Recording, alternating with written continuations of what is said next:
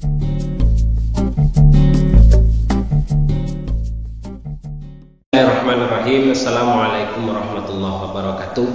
Alhamdulillahirabbil alamin wassalatu wassalamu ala asyrafil anbiya'i wal mursalin wa ala alihi washabbihi ajmain amma ba'du. Alhamdulillah, segala puji bagi Allah yang telah memberikan kekuatan kepada kita sehingga kita bisa melanjutkan kembali pengajian kita, yaitu kitab Safinatun Najah. Baiklah, kita awali pembacaan kitab Safinatun Najah ini dengan pembacaan suratil Fatihah, agar apa yang kita pelajari pada saat ini tetap diridhai oleh Allah Subhanahu wa taala. Alladzina huwa ala kulli niyatin shallallahu alaihi dan kitab Al-Fatihah. A'udzubillahi minasyaitonir rajim. Bismillahirrahmanirrahim. Alhamdulillahirabbil alamin arrahmanir rahim maliki yaumiddin. Iyyaka na'budu wa iyyaka nasta'in. Ihdinas siratal mustaqim, siratal ladzina an'amta 'alaihim ghairil maghdubi 'alaihim waladdallin. Amin. Baiklah pemirsa dimanapun Anda berada, kita lanjutkan pengajian kita. Kita sekarang masuk pada bab yang menjelaskan tentang hal-hal yang bisa merusak kepada wudhu. Dimana kemarin kita sudah membahas, pada episode sebelumnya kita sudah membahas tentang syarat-syaratnya orang mengambil wudhu.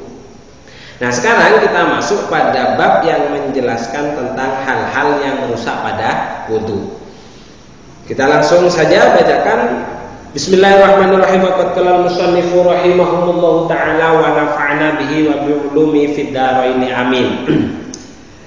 Bismillahirrahmanirrahim. Faslun utawi iki kono fasal suwiji. Nawaqidul wudu'i arba'atun.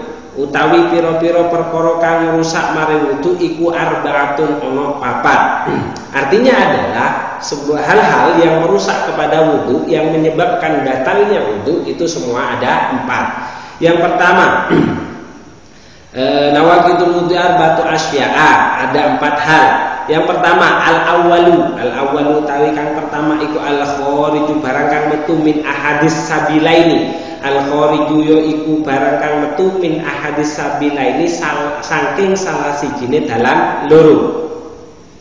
Jadi yang pertama itu adalah adanya sesuatu yang keluar dari 2 jalan yang dimiliki oleh manusia. Minggu bulan, baik dari jalan depan, bisa kita bayangkan, al-duburin atau jalan belakang. Jalan depan yaitu adalah kemaluan yang dimiliki oleh laki-laki dan perempuan. Jalan belakang itu adalah dubur atau anus yang sering kita tahu. Berupa apa? Rihun, bisa berupa angin, bisa berupa rihun angin.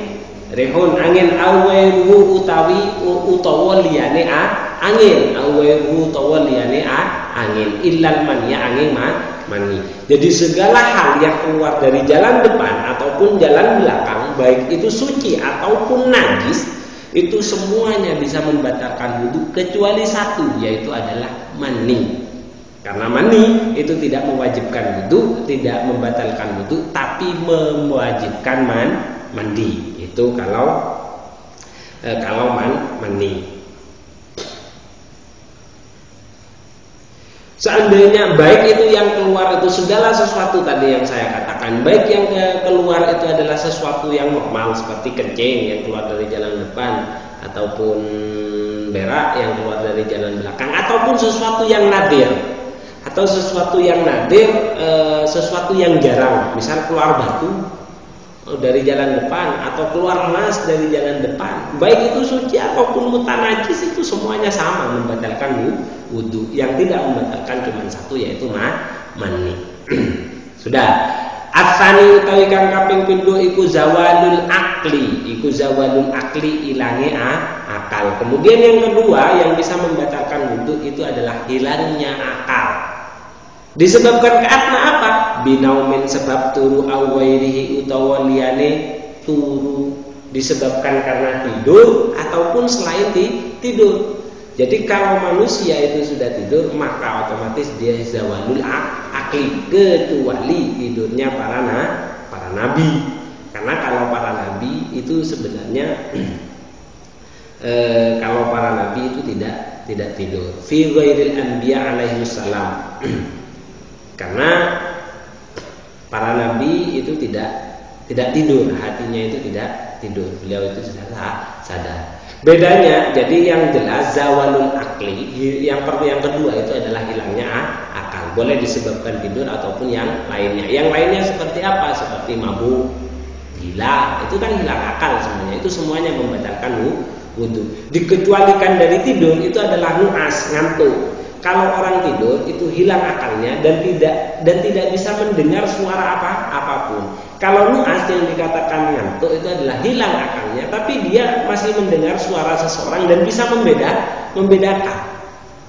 Itu kalau ngantuk beda. Jadi tidur dengan ngantuk itu tidak sama. Jadi dikecualikan dari tidur itu adalah ngantuk. Nah, yang dikecualikan dari tidur juga itu adalah illa nauma qaidin angin turune wong kang lungguh memakinen kang netepi sapa qaid mak adahu maring panggonane qaid minal ardi saking bumi, kecuali orang yang tidurnya itu adalah tidur duduk dan posisinya tidak berubah. Jadi orang apabila tidur duduk terus kemudian dia tidak berubah posisinya, itu wudunya tetap tidak batal. Tapi itu tadi karena kemungkinan besar ketika orang tidur, kalau melihat dari hadis, mata itu adalah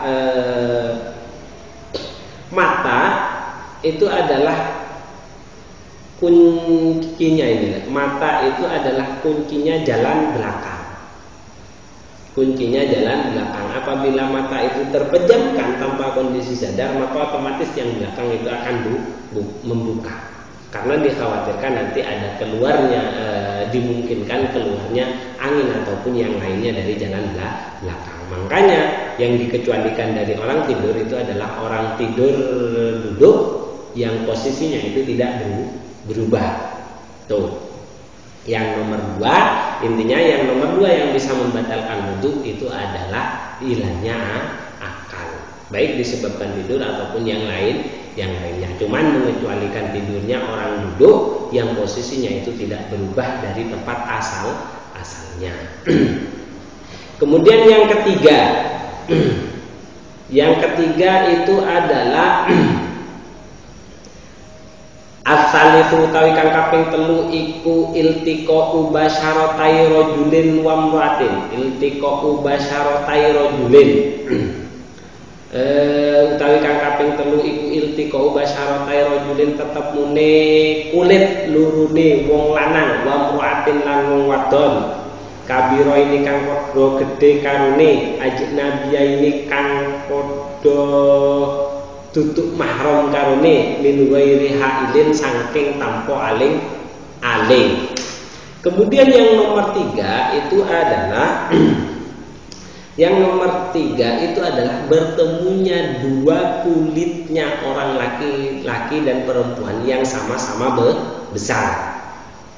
Jadi apabila bertemunya kulitnya orang laki-laki dengan orang perempuan tapi salah satu tidak terkategori orang besar, maka tidak membatalkan wudu. Tidak membatalkan wudu.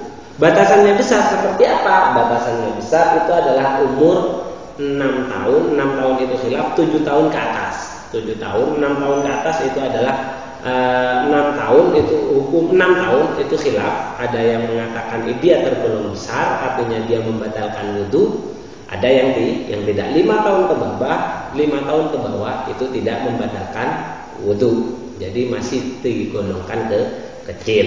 Tapi kalau di sini yang tergolong besar itu adalah orang yang sudah mensyahwati. Tapi ini tidak perlu dijadikan patokan, boleh dijadikan patokan, tapi sangat sulit. Karena nanti relatif. Paling enaknya kita menggunakan patokan, menggunakan umur. Jadi umur 6 tahun itu khilaf, 6 tahun ke bawah itu tergolong kecil, 6 tahun ke atas itu tergolong besar. Itu aja. Ajnabiyaini, syarat yang kedua itu adalah ajnabiyaini. Jadi bukan tergolong mahram. Jadi bukan orang yang haram nikahnya, yang haram dinikahi. atau orang yang bukan, ya orang bukan mahram, artinya orang yang bukan, orang tergolong orang yang bukan muhrim kalau sekarang kalimatnya seperti itu. Itu syarat yang kedua. Siapa saja yang tergolong bukan muhrim itu adalah, yang tergolong bukan muhrim itu adalah yaitu semua orang yang haram untuk dinikahinya secara ta'abbudi yang sudah ditentukan. Jadi mahram itu nanti dibagi menjadi 3. Ada mahram nasab, ada mahram radha, dan ada mahram musahhar. Kalau mahram nasab, saya, orang tua saya, anak saya, paman. Jadi ke atas dan ke samping itu. Kalau mahram radha itu sama seperti saya. Mahram radha itu sama seperti saya. Yang berbeda itu adalah mahram musahhar. Mahram musahhar itu adalah mahram yang diperoleh dari hasil perkawinan. Itu mahramnya cuma ke atas ke bawah. Jadi mertua, kakek dari mertua terus, tapi paman itu sudah tidak, saudaranya itu tidak tergolong. Jadi kalaupun bersentuhan itu tetap batal. Karena yang dimaksud mahram di sini itu adalah mahram yang sifatnya ta'abbudi, bukan yang sifatnya itu mubah ataupun haram. Karena memang haram. Sekali lagi definisi mahram itu tadi itu adalah semua orang yang haram untuk dinikahi. Nah, bersentuhannya itu boleh baik itu sebangsa manusia ataupun sebangsa jin. Yang penting dibedakannya itu adalah pertama tergolong besar, kemudian yang kedua itu adalah ajnabiyah ini. Jadi berbeda keduanya, laki-laki dan perempuan. Artinya syaratnya untuk bersentuhan ini itu minimal ada 5. Yang pertama ayakuna baina mukhtalafai dzukurah wal unus, mukhtalafai dzukurah au unusa. Jadi pertama harus berbeda laki-laki dan perempuan, syarat pertama. Syarat yang kedua itu adalah bertemunya 2 kulit. Syarat yang ketiga itu adalah tanpa adanya hailin, min ghairi hailin, tanpa adanya batas, bertemunya secara langsung. Terus kemudian yang keempat adalah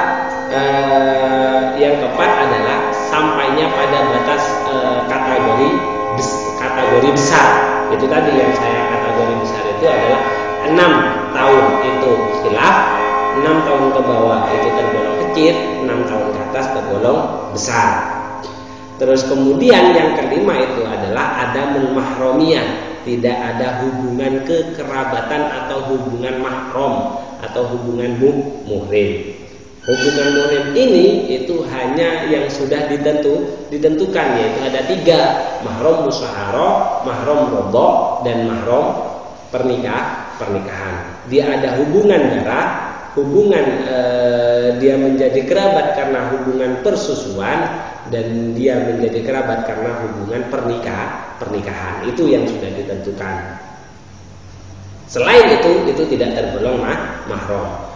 Yang penting itu tadi, jadi laki-laki dan perempuan baik dari golongan jin ataupun golongan manusia sama batal. Jadi kita ketemu dengan jin kok jinnya itu adalah jin wanita, kita laki-laki, terus bersentuhan dia tergolong besar, dia tidak pakai bersentuhan kulitnya, batal. Berbeda dengan mayit. Kalau dengan mayit yang hidup saja yang batal, tapi mayitnya yang tidak batal. Misal kita menyentuh mayit perempuan yang sudah besar, dia mati, yuk kita yang batal wudunya, tapi mayitnya tidak batal wudu. Berbeda dengan hayawan. Kalau kita menyentuh hayawan itu tidak batal. Ataupun anak yang terlahir dari hewan. Misal ada orang yang melakukan sesuatu dengan hewan, kemudian melahirkan anaknya berwujud sebagai seorang manusia, punya akal sama, itu wakilah, itu tidak batal karena yatawalladu, artinya terlahir bukan dari manusia ataupun golongan jin. Jadi jin ataupun manusia tetap batal. Begitu juga mayit. Tapi untuk mayitnya tidak batal wudunya, tapi manusianya yang hidup yang batal. Intinya yang nomor 3 itu adalah bersentuhannya dua kulitnya orang laki-laki dan perempuan, baik golongan jin ataupun setan ataupun manusia, kecuali itu adalah binatang, bertemu secara langsung dan beda jenis dan juga bukan mahram. Itu syaratnya. Kemudian yang keempat itu adalah ar-rabi utawi kang kaping 4 iku masuk kubulil adamiyyi. Iku masuk kubulil adamiyyi njempok dalan ngarepe anak Adam. Al hilqati duburihi utawa bunderane dubure anak Adam. Njempok iku mau bibat nirohati kelawan wetenge telapak tangan. Au butunil asobi'i utawa wetenge driji. Yang keempat itu adalah menyentuh jalan depannya anak Adam. Jalan depan maksudnya kemaluannya anak Adam menggunakan telapak tangan atau bagian dalamnya driji. Caranya bagaimana? Ya ini gini kan, jadi ini disatukan. Yang tidak tampak itu yang tergolong, yang bisa membatalkan. Yang bisa membatalkan. Bagaimana dengan ini? Ini masih khilaf. Yang ini, yang tidak, yang penting, yang paling penting, yang utama itu adalah yang tidak tampak itu yang nanti membatalkan. Untuk jempol ya tinggal disatukan gini aja. Itu yang tidak tampak. Yang tidak tampak itu yang batal. Berarti pakai kuku tidak masalah. Lalu yang kubul jalan depannya kalau laki-laki yaitu yang panjang disentuh baik sininya. Jadi kalau ininya itu tidak batal disentuh, atau ininya disentuh seperti ini itu tidak batal. Kalau yang perempuan itu yang area sekitar bibir itu batasannya yang bibir. Jadi bibirnya, jadi sininya ini. Begitu juga jalan belakang itu batasannya ini. Itu yang disentuh menggunakan telapak tangan atau bagian dalamnya driji. Ya caranya gini, kalau guru saya dulu mencontohkan seperti ini. Jadi seperti ini, yang tidak tampak itu yang nanti membatalkan. Yang di sini itu mending hati-hati. Jadi kalau mau menyentuh pakai ini tidak apa-apa. Jadi intinya ada 4 hal-hal yang membatalkan terhadap wudu. Itu yang pertama itu adalah keluarnya sesuatu dari jalan depan ataupun jalan belakang, baik laki-laki perempuan yang keluar itu sesuatu yang normal ataupun sesuatu yang tidak normal, baik suci ataupun najis, semuanya membatalkan kecuali mani. Kemudian yang kedua itu adalah hilangnya akal disebabkan tidur ataupun yang lainnya, mengecualikan orang yang tidur yang menetapi tempatnya semula tidak berubah. Kemudian yang ketiga itu adalah bertemunya dua kulitnya orang laki-laki dan perempuan yang beda jenis dan sama terkategori orang yang besar secara langsung. Kemudian yang keempat itu adalah menyentuh jalan depan yang dimiliki oleh anak Adam ataupun jalan belakang menggunakan telapak tangan dan bagian dalamnya dari cara mengukurnya seperti itu. Itu ya yang bisa saya simpulkan pada kesempatan kali ini. Semoga cukup jelas apa yang saya sampaikan sehingga kita bisa mempraktekkan dan kita bisa berhati-hati terkait dengan masalah wudu kita. Sekali lagi kita perlu menjaga wudu karena wudu itu adalah hal yang sangat dianjurkan untuk dipertahankan.